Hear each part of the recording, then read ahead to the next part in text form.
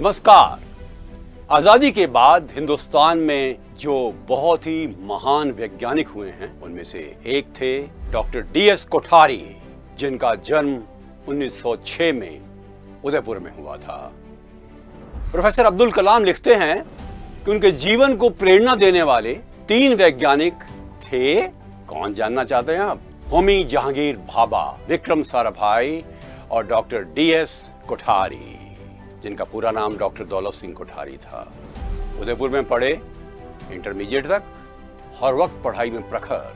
BSc और MSc Allahabad से की और फिर उनको स्कॉलरशिप मिली, वो इंग्लैंड पढ़ने के लिए गए। उनकी इच्छा थी कि वो रदरफोर्ड के साथ पढ़ाई करें कैवेंडिश लेबोरेटरी में, पर वहां जाकर मालूम पड़ा कि उनका एडमिशन तो ऑक्सफोर्ड यूनिवर्सिटी में हुआ है। कुछ उदास से थे। एक दिन एक दोस्त से कहा चलो कैम्ब्रिज चलते हैं, मैं किसी काम से जा रहा हूं तो मेरे साथ चलो। तो कैवेंडिश लेबोरेटरी पहुंच गए।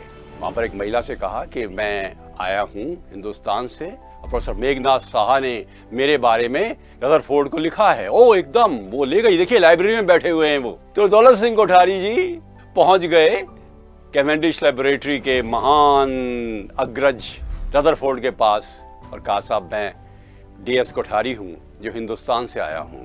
अरे मैं तुम्हारा ही तो आर्टिकल पढ़ रहा हूं। क्या देखिए आप, व्हाट ए कोइंसिडेंस। अरे भाई एडमिशन कराओ जल्दी से। और फटाफट उनका एडमिशन हो गया। वापस आए हिंदुस्तान। 3 साल के बाद इलाहाबाद में डेमोन्स्ट्रेटर बने और बाद में 1 साल के बाद ही 1934 में चले गए दिल्ली यूनिवर्सिटी में फिजिक्स के रीडर बनकर। फिजिक्स डिपार्टमेंट को बनाया, बढ़ाया। बाद में वो डीन फैकल्टी ऑफ साइंस भी बने। आप जानना चाहते हैं एक महत्वपूर्ण बात कि BA ऑनर्स, BA 3 साल का, BSc 3 साल का और BSc ऑनर्स, ये सारे कार्यक्रम हिंदुस्तान में शुरू किस व्यक्ति ने किए? DS कोठारी ने। 1948 में उनको भारत सरकार ने अनुरोध किया कि आप डिफेंस मिनिस्ट्री में साइंटिफिक एडवाइजर बन जाइए। 3 साल काम किया और वापस दिल्ली यूनिवर्सिटी में आए, पर honorary adviser to defence ministry बने रहे। और इस तरह से डिफेंस के बारे में जो रिसर्च हुई है हिंदुस्तान में, उसमें सबसे बड़ा कंट्रीब्यूशन जिन लोगों का है उनमें डॉक्टर DS कोठारी अग्रणी हैं। डिफेंस साइंस ऑर्गेनाइजेशन बनाया, चीफ्स ऑफ आर्मी, नेवी और एयरफोर्स के साथ संपर्क निरंतर, और नए नए किस प्रकार से हथियार बनाए जा सकते हैं, ऑपरेशंस रिसर्च, इलेक्ट्रॉनिक्स, रॉकेट्स, हर क्षेत्र में उनकी प्रखरता अद्वितीय थी। एक मजेदार बात बताएं आपको, रशिया में गया एक डेलीगेशन जिसके चीफ थे DS कोठारी साहब। वहां पर स्वागत किया गया रशियन साइंटिस्ट का भी और कई नेताओं का भी, और कहते हैं चीयर्स, कहते हैं ना, पता है लोग अपने शराब से शराब का जो है गिलास टकरा कर कहते हैं चीयर्स।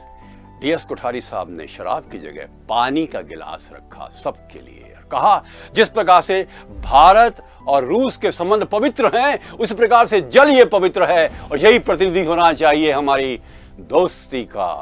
वो शाकाहारी थे और जैन होने के कारण से उनके ऊपर अहिंसा, प्रेम, भ्रातृत्व, मैत्री, निकटता, प्रेरणा, सच्चाई, अच्छाई का जबरदस्त एक अंदर से भावनाओं का सैलाब आता था। हर क्षेत्र में वो देखते थे कि मानवीय ढंग से हम प्रशासन करें, मानवीय ढंग से जीवन का विकास करें, मानवीय ढंग से राष्ट्रीय विकास करें, मानवीय ढंग से शिक्षा का प्रसार और प्रचार करें। DS कोठारी ने शिक्षा के क्षेत्र में अद्भुत प्रयोग किए और फिर उनको 1961 में UGC विश्वविद्यालय अनुदान आयोग का अध्यक्ष बनाया गया। 1 दशक से कुछ अधिक तक रहे। उनको पद्म विभूषण मिला। उन्होंने एजुकेशन कमीशन की रिपोर्ट 1964 से 66 के बीच में दी, जिसका पहला वाक्य है कि भारत का भाग्य शिक्षा की कक्षाओं में बन रहा है। आज की जो एजुकेशन पॉलिसी है, यदि आप उसको कंपेयर करें डॉक्टर DS कोठारी के एजुकेशन कमीशन की रिपोर्ट से, आप पाएंगे बहुत ही साम्य है। मूल्यों पर बल है, प्राचीनता पर बल है, नैतिकता पर बल है, आधुनिकता पर बल है, समंजन पर बल है। और उन्होंने एक बहुत ही महत्वपूर्ण काम ये किया कि लोक सेवाएं जिनमें IAS, IPS, ICS की हम बात करते हैं, उनके टोटल रिक्रूटमेंट में, उनकी भर्ती की प्रक्रिया में महत्वपूर्ण उन्होंने अपने रिपोर्ट के माध्यम से एक क्रांति ला दी। आज भी जो सारे परीक्षाओं का एक पूरा फ्रेमवर्क बना हुआ है वो डॉक्टर कोठारी की देन है। 10 साल तक वो जवाहरलाल नेहरू विश्वविद्यालय के चांसलर भी रहे। उनकी किताब nuclear explosions and their effect पर जो टिप्पणियां मिली हैं वो आप कल्पना नहीं कर सकते कैसी विद्वतापूर्ण पुस्तक थी। एटम एंड सेल्फ पर उनका महत्वपूर्ण लेख विश्व में ख्याति प्राप्त करता चला गया है।